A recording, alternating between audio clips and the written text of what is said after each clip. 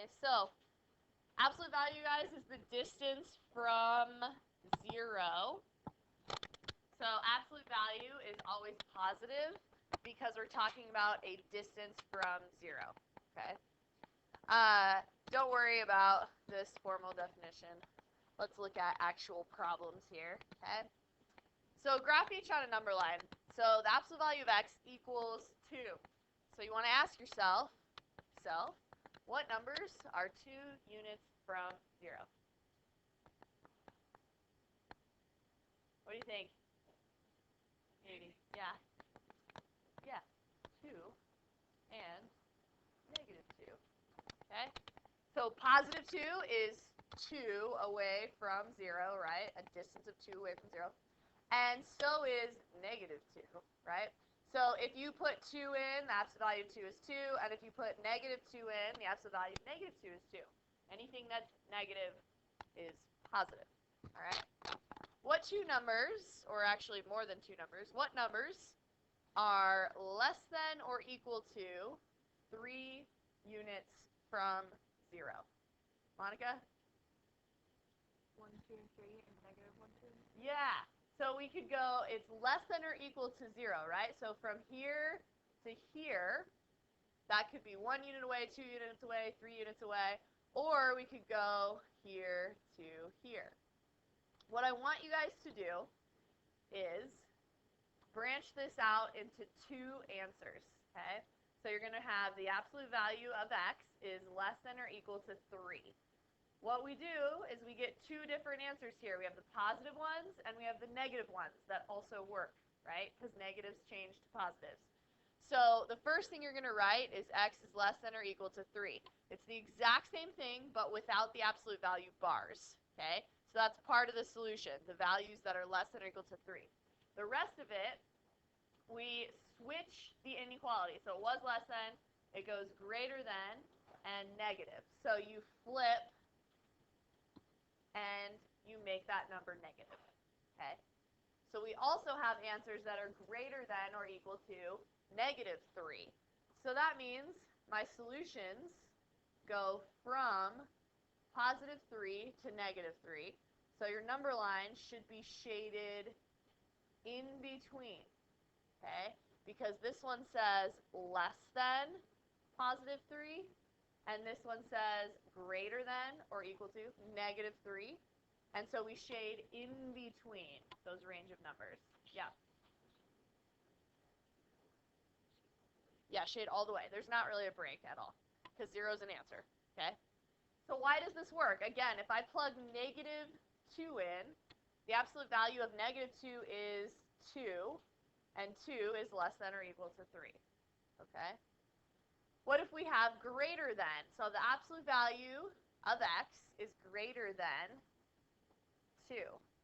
So anytime you have absolute value, you're going to branch it out, and we get x is greater than 2, so it stays exactly the same for the first one, except you drop the absolute value bars.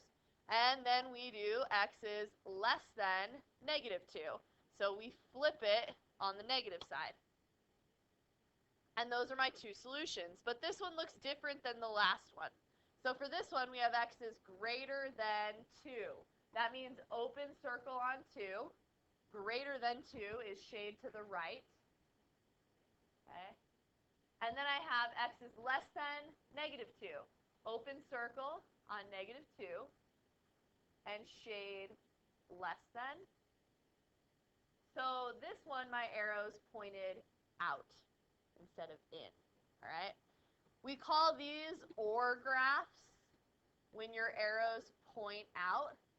And we call these AND graphs when you shade in between. Okay? Anytime you have greater than, get it? You have an OR graph. It's going to point out. Anytime you have less than, you're going to have an AND graph. So let's try some more that have a few more steps. So we have negative absolute value of x plus 3 is less than or equal to negative 1. Before you branch it out into the positive and the negative, you have to isolate the absolute value. Okay, that's always the first step.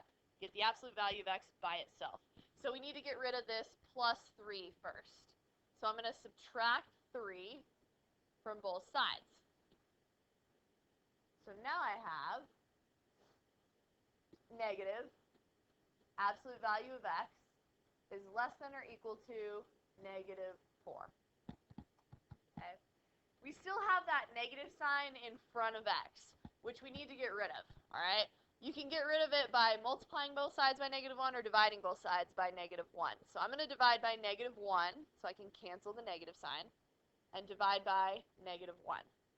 Now, anytime we're doing inequalities and we divide by a negative, what do we have to remember to do?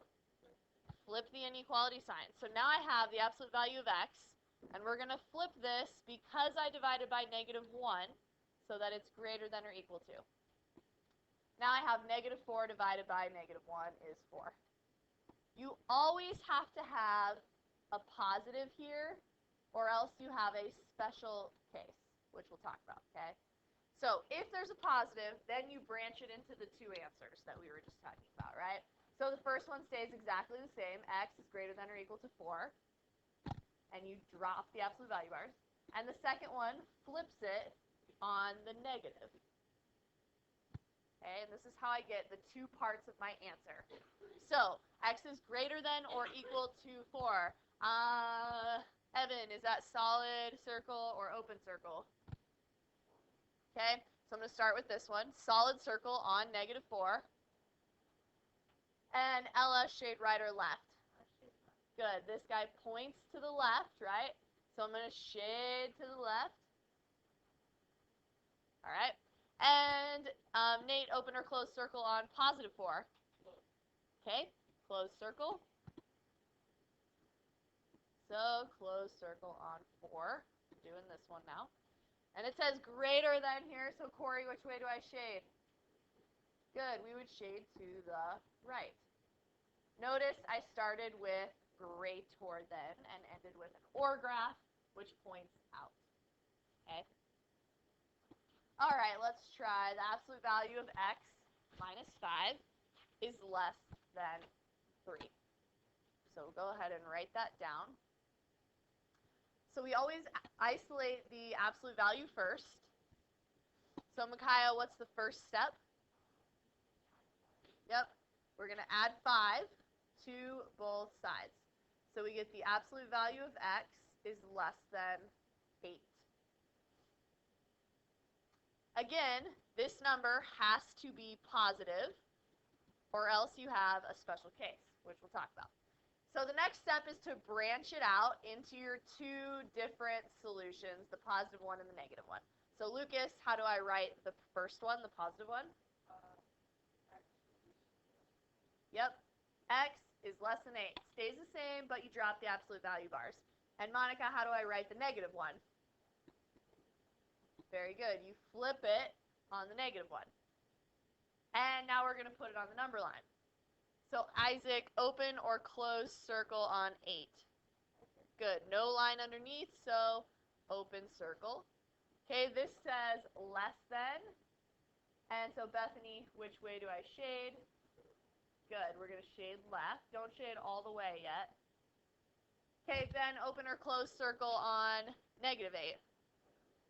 Okay, open circle on -8. Says greater than, so Aaron, which way do I shade?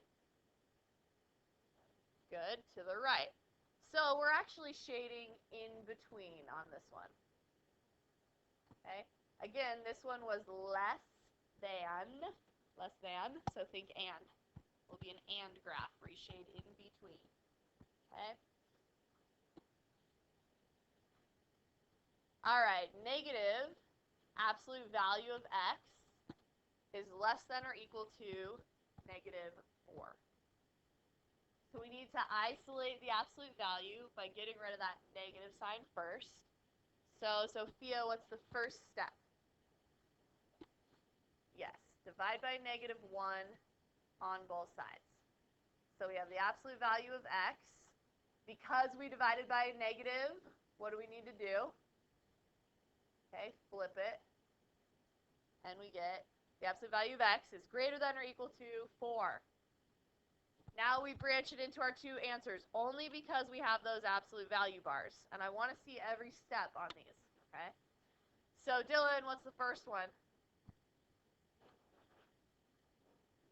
Good, except for you drop the absolute value bars, right? Okay, Jordan, what's the other one, the negative one?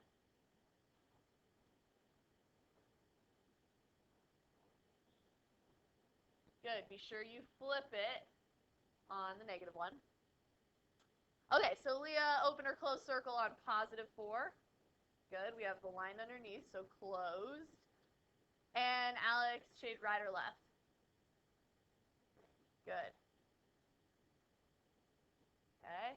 And Drew, open or close circle on negative 4. Good. And Nico, shade right or left? Good. Points left, shade left. So we have an OR graph because this was a great OR then. It ended as an OR graph. So all the solutions that work are anything 4 and up and anything negative 4 and down. Okay. Now we have the special cases. Okay, there's only 2 special cases. Notice, first thing that you want to notice, red flags should go off when you have the absolute value of something and it's a negative number, okay? So if you solve all the way down and you isolate the absolute value and you end with a negative number, you don't branch it out, all right? There's not positive, negative. We just want to think about it for a second, okay? So absolute value means distance from 0, which means it's always positive, right? So give me some examples of some positive numbers. Lucas? 100. All right, 100. Okay, 100. Is that greater than negative 3? Yeah. What else is positive? Monica? 14. Is that greater than negative 3? Yeah. Okay. No matter what we plug in, what if I plug in negative 100, but then it says absolute value of that? It goes positive 100, right? So even if I plug negative 100 in, I get positive 100 because of the absolute value bars. So what does that mean? What does that mean if I plug in any number and it works every time? It means all real numbers work. Okay? Everything works. If you plug in negative 1,000,000 because it says absolute value, that's going to change it to positive, and anything that's positive is bigger than a negative number, right? Because it says greater than negative 3, anything is going to turn out to be bigger. So when you guys shade, you shade your entire number line, and you put arrows because it goes forever, okay? So one of the answers will always be all real numbers if you have that negative sign. The other one, what if we have the absolute value of x is less than negative 4? So let's say I plug in negative 100, right? So you plug negative 100 in, but it says absolute value, so that changes it to positive 100. Is positive 100 less than negative 4? No, right? So whatever we plug in is always going to be a positive number. Are there any positive numbers that are less than negative 4? No. Okay, so this one is no solution. And you would just have an empty number line. Okay, your number line has nothing on it because nothing works. There are no positives that are less than a negative number. Make sense? Those are the only 2 special cases. If you get a negative, it has to be one of those special cases. Sorry. Let me look at it.